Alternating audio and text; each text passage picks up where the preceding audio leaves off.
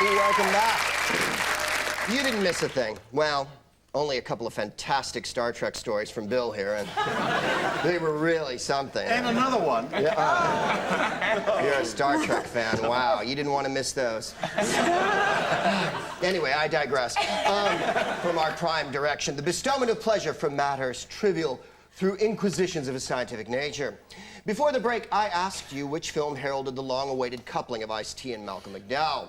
Let's find out what the teams think. Any ideas? Well, one's a rap star and one's a crap star, but I've got no idea. Anybody? Well, yeah, it was Tank Girl. Well, right on, Kim. Well, some jokes before we get the answer right. So, come on with a couple more gags. Well, you certainly don't want to let the other team get any jokes in. You've accomplished that mission, Kim. Tank Girl. Well, this is the part of our half-hour mission where we encounter space oddities. Each crew will put forth 3 explanations as to where a space oddity hails from. Only one is factually correct. Meteors. I'm going to give you your item. Kim, and we expect you to know this. It's very delicate. It's a collector's item. It's a prototype form of puppet controller designed by Jerry Anderson, creator of Super Marionation, which of course used in Supercar, Stingray, Captain Scarlet, all that kind of stuff. See, we can actually make this work. This was apparently never actually used, and thanks to the Museum of the Moving Image for lending it to me for tonight. Jerry Anderson's prototype puppet controller. Marvelous. Captain Charles, will you proffer an explanation? It's beautiful, isn't it? Gorgeous. It's a sculpture. Is it? It's a beautiful sculpture from a thing called the Martian Chronicles. When Rock Hudson rove over there, they gave him this. But when all the Martians died of chickenpox and smallpox, because the Earthlings had brought them over, he smashed it up in a fit of pique and shame. So this is the sculpture pre-smashed from the Martian Chronicles. All right. And I got that's 100% true to that. All right. I'm not the one you have to convince. I'm most high. Ensign Kiernan. There can be few baddies more terrifying than Sir Velen from Blake 7. Now, her character was sinister, but her dress sense was very, very evil. That's the sort of thing. And she had electric blue eyeshadow, which, when she wore it, I mean, could shrink a man and make him into a gibbering wreck. A bit like Carol Smiley, roughly that kind of thing. But what it is it's a brooch that she wore, and when she wore it, she was really, really, really, really bad. I mean, it was a bad thing when she had this on.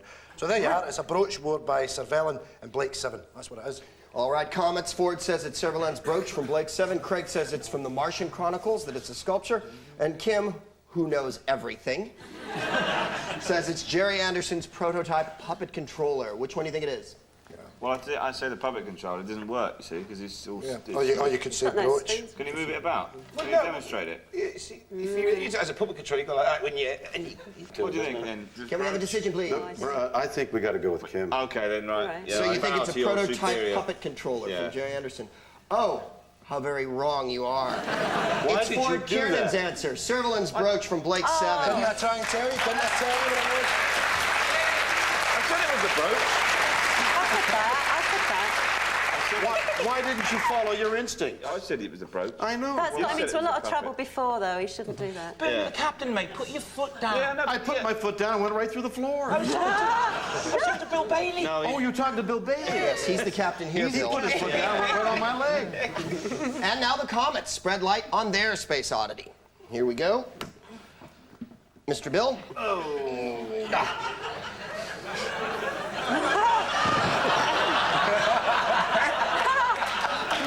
Yes, we practice safe sex on those planets. Yeah, with many people. Really, I'll tell you, I didn't know that they had any of these left. This was used on a segment of Star Trek. Sorry, which show? Segment. Yeah. And we used it as a commando helmet, and we cut holes in it. For me, we cut holes in the eyes for me, and we cut holes in the ears for. And we cut a mouth for she had a big mouth, and then we just left it blank for Scotty because we didn't want to see him there. And it was well, it was just then when he took it off, we saw him. And it was on this segment, No Man is Onto Himself. All right. Is that what? Plausible. Captain. And feasible. And other words that end with bull that I don't know. Captain Bailey. Is it my go? It's your turn. Let it rock. Well, this is a helmet, but it's a very special helmet. It's actually made entirely from electricity. And it featured in the film, 1956 film, Earth versus the Flying Saucers. And it allows the wearer, like that, if I put it on, I'm then able to detect the thoughts of others, right? So I put it on like that, and I look at you like that, and I'm getting... I could be at a pub round the corner, there's a Star Trek quiz, I'll be making a fortune. What do you think of that? Well, it's not that, is it? It's, What is it? it's obviously yo-ho, ho, ho. Get a doctor, quick. Obviously. Hattie's gone pirate. No, it's obviously what the last person said who used this. And, of course, it was Father Christmas's little sack in Santa Claus when he gave out all the lovely toys to the boys and girls and weird things on Mars. And he gave them all their toys out at Christmas out of this. Yeah. And it's from Santa Claus Conquers the Martians. Excellent. Hattie says it's the Santa sack from Santa Claus Conquers the Martians. Bill says it's a helmet fashioned completely from solidified electricity. And Mr. Shatner says it's from Star Trek. It's a mask. I've actually seen the movie, so I actually know the answer. And it's actually a helmet made of solidified electricity. So there. Wow. Okay, to tell Is that you. right? That's why you're the captain. You got it To all. tell you. I was going to go for the Star Trek answer. Was it? Were you really, Kim? Change it, shut up, change it. Well, he may be wrong. He's been wrong before. That's right. I've been wrong before. And Ford's been right. So we're going with which answer, Craig? We're going with the film. I've He's seen the it. captain. He's the captain. He has the answer. All right. Wow, enough tussling. Let's have a look and see if you're right. Yes.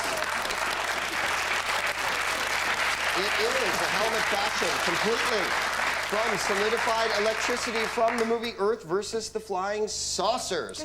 Hal. It's ow, Greg. Yeah, whatever. Are you still seeing that pod? No, she dumped me for a probe.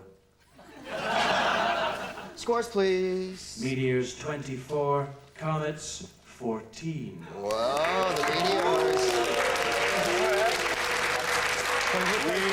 We need a strong finish, I think. Our shields are down, our phaser banks depleted, and Scotty's having a coronary about his dilithium crystals. But before I take it to the bridge, Mazio, one time, ow, hit me. We need... Can you take me to the bridge? We need to declare a victor. So fingers on zapper, Star Troopers, for a final all-comers trivia scan. You may beam when ready. What sex was celebrated Star Trek writer D.C. Fontana? William Shatner. Ouch. Ouch. That's an answer. Middlesex. That's a good answer. But to know her is to love her. All right, we have a sheet. In Star Trek Voyager, what's Lana Torres' genetic makeup? Max Factor. Not generic, genetic. Half woman, half monster. All I don't know. Anybody? 60% Klingon, 40% plumber. Father was human, mother was Klingon. In which Star Trek episode do Kirk and Spock fight a duel to the death? Ford. The Wrath of Too Many Cans. Well,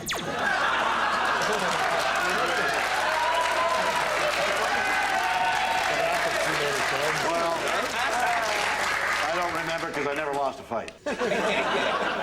Kim. It was a mock time. Amok Time, Dylan. Wow. Well, Who hey. created Superman?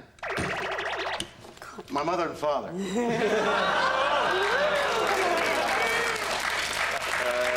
I'm gonna let that one slide right by. What monster flattens Copenhagen in the 1962 year? Reptilicus. Wow, jumping in. There's the reptile.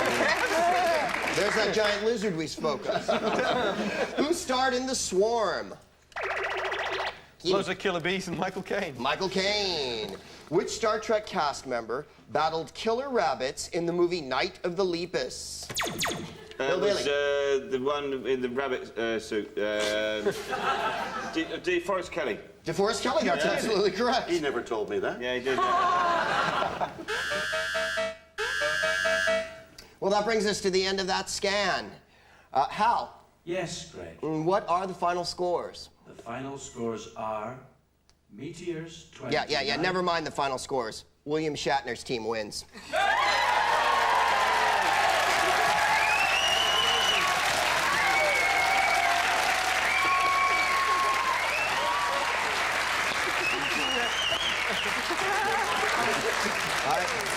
I respect you meteors, but I've got a ship to run.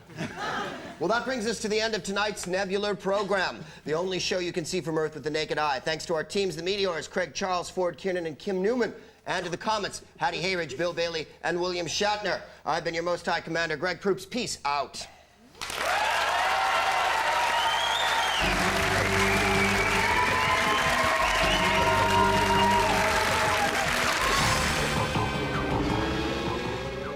And the Space Cadets will be back next Tuesday night at the same time. Next tonight on 4, the best of the action from stage 10 of the Tour de France.